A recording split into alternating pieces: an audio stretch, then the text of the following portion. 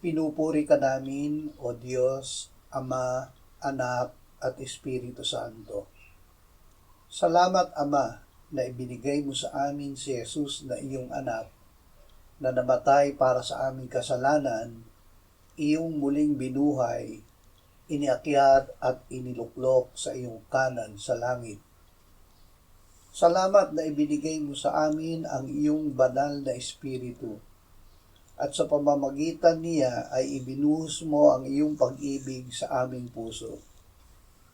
O Espiritu Santo, ikaw ang nagbukas ng aming pagdinig sa Ebanghelyo, kaya't kami ay sumampalataya kay Jesus na anak ng Diyos.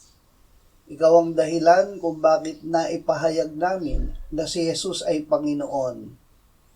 Ikaw ang patuloy na gumagawa sa pamamagitan ni Kristo ng mga gawa ng Diyos sa aming buhay.